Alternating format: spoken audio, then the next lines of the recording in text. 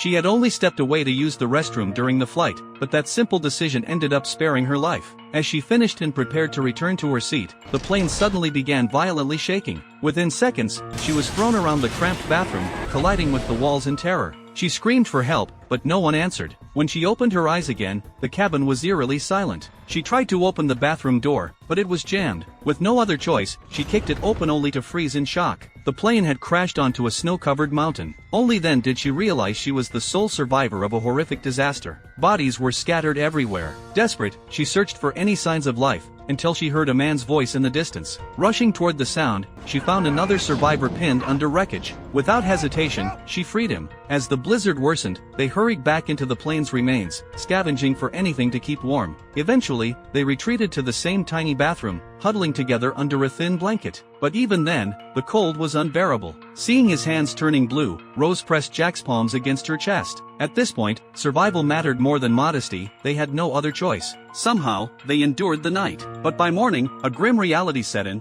How could they possibly survive in this frozen wasteland? Gathering her resolve, Rose pried the bathroom door open again. Outside, the wreckage was buried under deep snow, and the entire mountain stretched endlessly white. No rescue team would ever spot them. The sight of frozen corpses everywhere plunged her into despair. She saw no hope until Jack approached. "Think of your family," he urged. "Think of your parents." His words reignited her will to live. Yet, though he could encourage her, he couldn't convince himself. The moment Rose walked away, the man finally broke down.